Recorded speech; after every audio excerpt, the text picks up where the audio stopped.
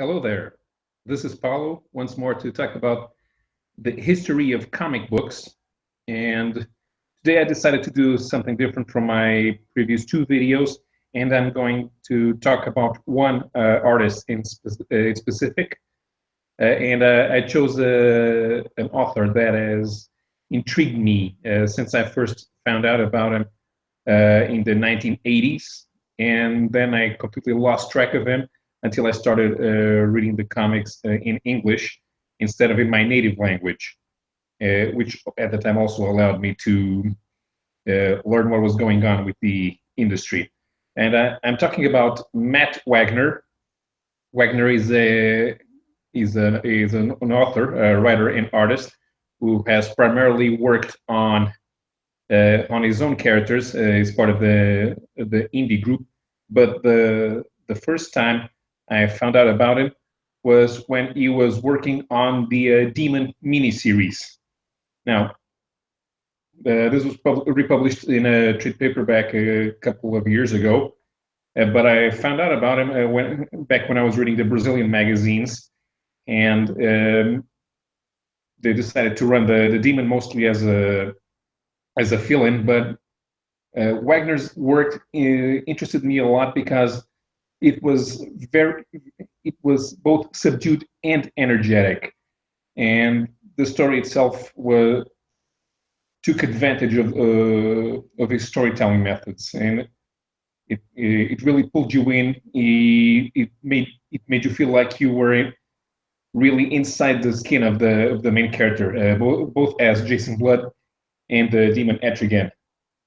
Now, at the time, I didn't know, but the Demon was created by Jack Kirby in the 1970s as part of his new new agreement with DC that included the creation of Kamandi and the Fourth World.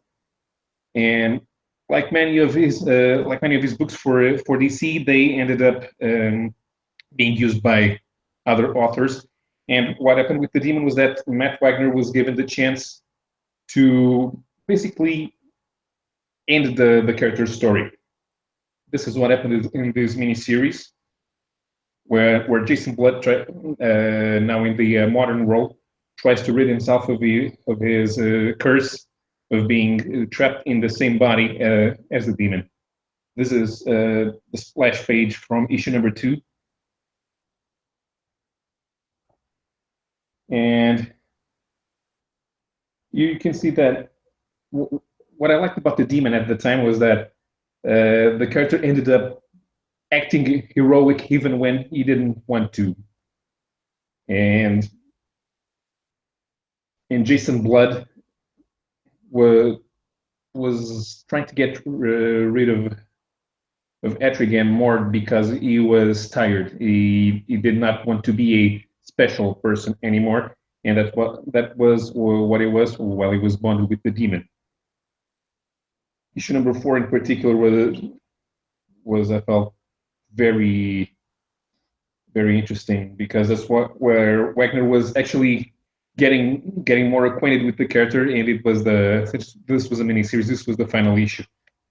This is from issue number 4, just before Jason Blood begins his mission that will finally rid him of being bonded to Etrigan. As you can see here. Now, this was published here this was wrapped here in Portugal. We got the Brazilian Marvel and DC magazines here in Portugal. We got it in the 1980s, and then I kind of lost track because most of the indie comics from the United States were not translated into Portuguese, with a few notable exceptions. And Comico, the company that published Matt Wagner, was not one of those publishers that attracted the attention of the Brazilian publishers. So I did not know for another 10 to 12 years of what he was doing there. And then I finally found out that he had his own character, Grendel, who has absolutely nothing to do with the Beowulf legend. Wagner just like the name, and he did it because he used it to create a crime story that was the genre that interested him most. Now, the first Grendel that I bought was actually Grendel Cycle.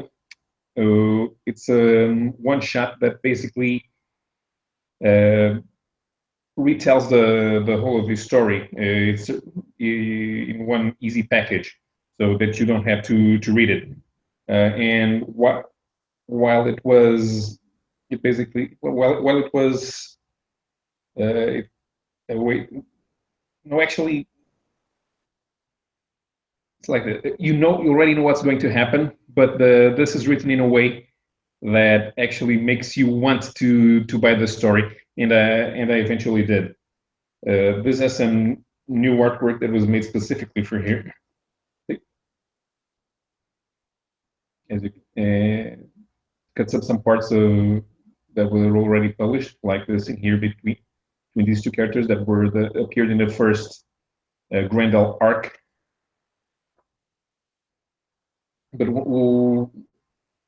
what I ended up learning last was about the original Grendel, Hunter Rose. There are very few stories with the main character. Grendel was published first in an anthology that Comico had to launch new characters called Primer, and then it moved to his own title. But the publisher ran into some financial difficulties while their first crop of titles were being published, and Grendel ended up canceled in issue number 3 before Wagner had the opportunity to tell the whole story. And when we finally had the time to go back to Grendel, was already busy with another title called Mage, and he ran the original Grendel story as if it was told by a narrator, and it ran in Mage's back pages and was finally collected into a short graphic novel called Devil by the Deed. So the next time I saw Grendel, they finally published something with him in Portuguese. The Brazilian publisher Mythos took the advantage to run one of the Batman Grendel crossovers, but this one features not Hunter Rose. This is not the first. This is the second, with the appearance of Grendel Prime. And I could tell by this stage that Wagner had evolved a lot since the first time I had seen his artwork, but the basic components were still there. He's still very good with posing and with action, and he got even better at portraying the environment. This is a part of the crossover with Batman in the sewers hunting Grendel Prime.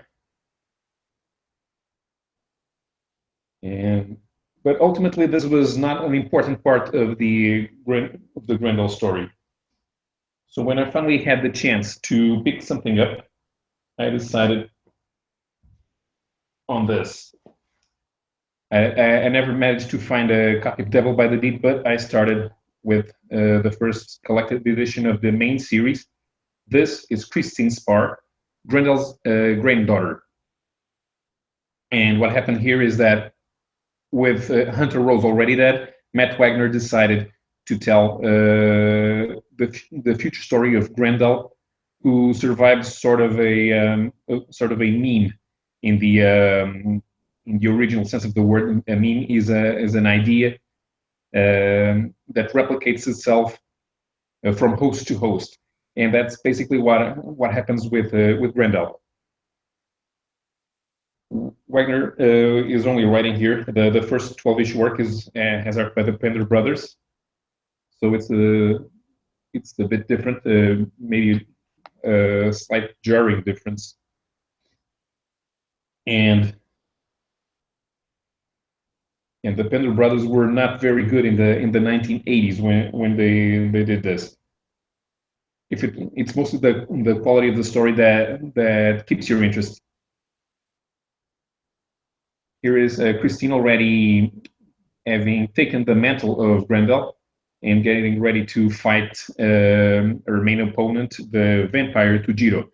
Now, what happens here is that while the original Devil by the Deed happens in a sort of present, by the time the Wagner picks up with Christine Spar, the story moves forward to the near future, to a more and it becomes a mix of science fiction and fantasy. With fantastic elements like the vampire, but it's like they're normal. It's normal for vampires to exist. So what we see, the science fiction permeates more the story. There's social differences, better technology, and this becomes more important as the time goes by, because the fabric of society will eventually disintegrate due to the influence of Grendel. So while the first 12 issues end with the death of Christine Spar, who finally manages to defeat Hunter Rose's nemesis, the werewolf Argent. This is their final battle. After that, Spar's boyfriend, Brian Lee Sung, becomes Grendel for 3 issues, but it doesn't fit the role, so he dies quickly. Wagner then moves the story along until he starts talking about a bit more about religion. This year, God and the Devil is now repeats issues 24 to 33, I believe. And that's when Grendel takes human form again with a paranoid lunatic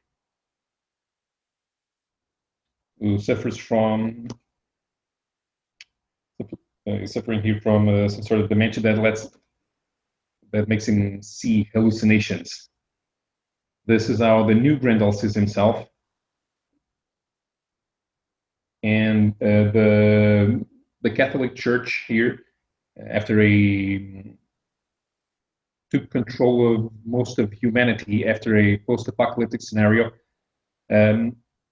There's high technology here.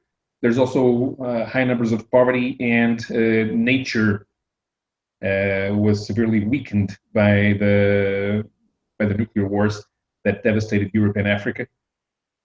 But life still goes on in Asia and the Americas. But the Catholic Church moved to North America so they could control the most advanced countries better. What they don't know here, it is only revealed by the end, is that the Catholic Church is being run by the vampires, especially Tujiro, who here is the Pope, a Japanese vampire as the Pope in the 26th century. Now, by returning with human form here, Grendel is once again part of the cultural landscape of the future, and an aristocrat becomes Grendel, and it turns it into an emperor's title. This happens here in Devil's Reign, which are the last 7 issues that were originally published by Comico, 34 to 40. We have tinsel art here, quite different. Still, the vampires go on,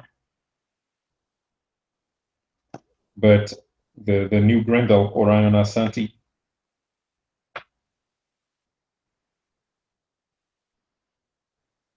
he becomes their main enemy, and uses the church's weapons to take over the North America. And the Comico series hands here and picks up with War Child that was supposed to have been issues 41 to 50, but Comico ran out of money again. They basically went out of business, and Wagner managed to take his title and move to Dark Horse, where he published the end of the story, which features Grendel Prime, the one who appeared here in the Batman crossover. And then he basically gave the title to other authors to run stories inside the Grendel universe. Meanwhile, Wagner was working on something else, which was Mage. Now, the original Mage, I don't have anything from that series. It ran in about 1985, 1986 at Comico. But he went back to it 10 years later. He always planned it as a trilogy, but he hasn't had the time to do the third part. I have two collected editions with the second series, which ran in Image Comics from 1995 to 1996. Okay, let's see now. I can see I have a few people watching live. Here's one friend of mine here in Portugal. Hello, Pedro. Yes, I have to improve my camera. I need a new camera. If anybody wants to give me one, I'll appreciate it. I can't afford a new one right now, but I also have to get better lighting. I'm using my living room's lighting, and things appear slightly yellowish. Now, getting back to the story.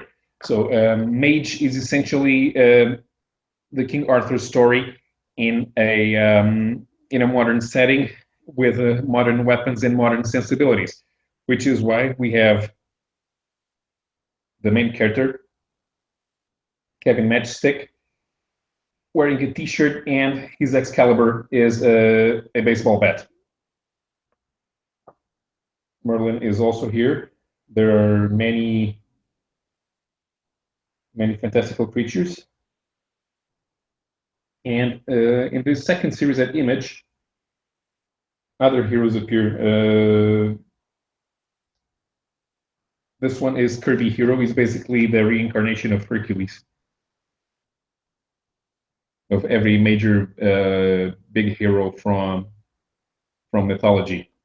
I only have the first two issues. I picked them up years after the fact, and I don't have the whole of the collected editions.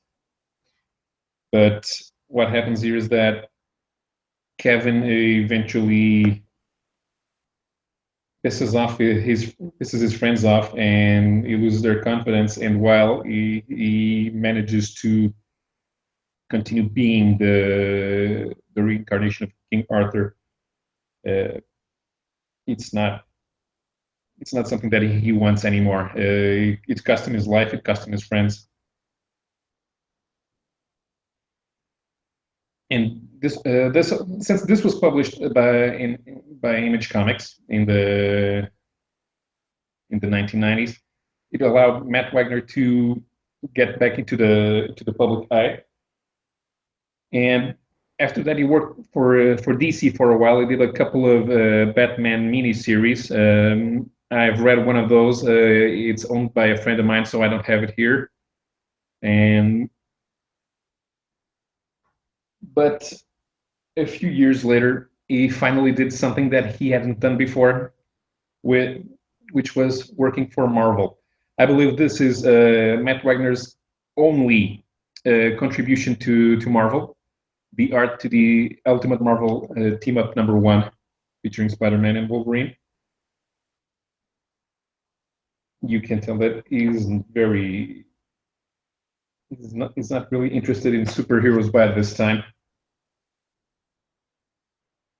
The superhero type fights look artificial, and this is not the most interesting Spider-Man that I've ever seen. Far from it.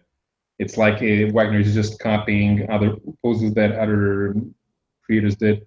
It doesn't bring anything new here.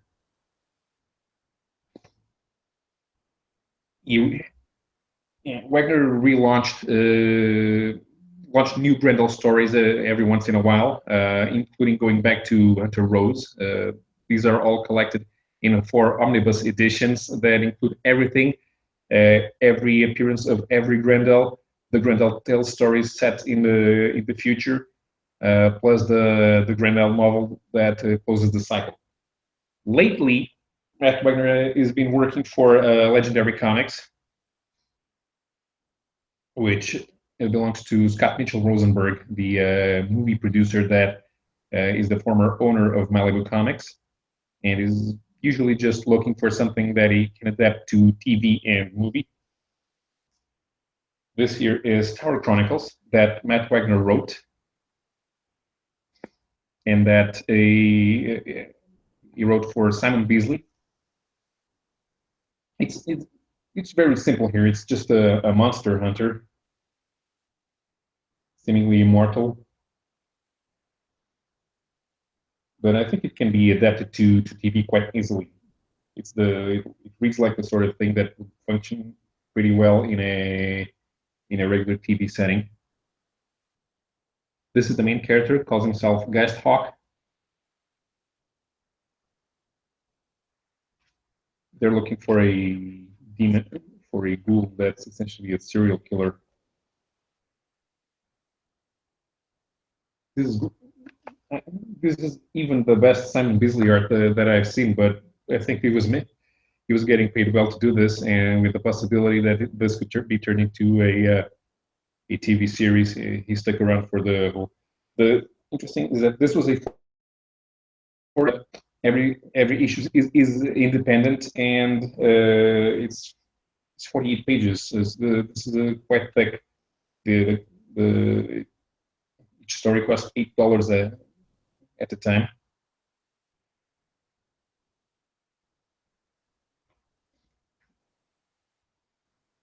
Number 3 slide. By the time Beasley was getting better, I don't know where I put issues number 1 and 4. The Chronicles mini-series, but I didn't buy that one, and I'm probably not very interested. This is not the best thing that I found with Matt Wagner. So right now I basically have everything that I wanted to read from him. I have half of his Grendel output. I'll probably try to locate the rest of the stuff that I need. If he chooses to republish Mage, I'll buy it. Even though the first series is kind of childish.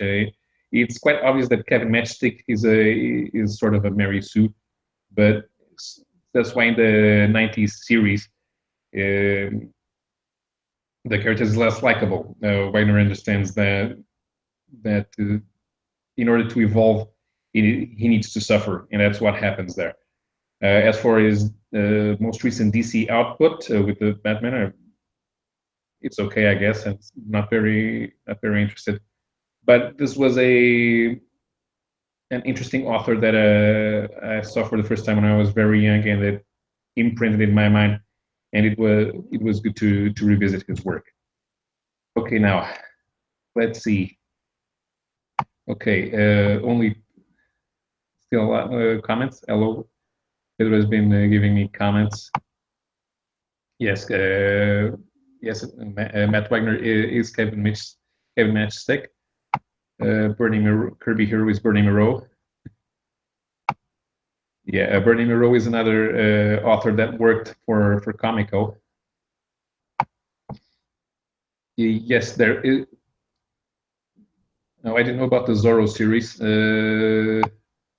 I know he did Spirit. I usually don't like Spirit.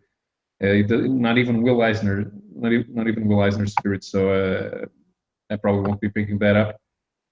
Zorro might be interesting.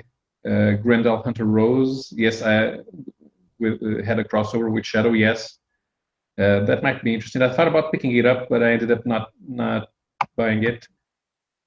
And Pedro recommends buying the Grendel Omnibus. All 4. As I said, there were 4 issues. So that's it for Matt Wagner. I don't know exactly what I'm going to do next week. We have a convention here in Portugal in Beja, and I'll I'll be there for Saturday and Sunday. And while I make no promises, I'm going to try and do something different on Saturday. I'm going to see if I can do a live stream talking to some of the people that will be there. And on Sunday, I might see if I can get a comic haul and show everyone what's being published here in Portugal. Thanks for my 3 viewers. Pedro Botes is the only one that made comments on the chat. To everyone else that is watching this later, thanks for watching. If you find me mildly interesting, please like the video and subscribe. I'll keep doing this with a weekly output. Thank you very much for visiting, and I'm signing off.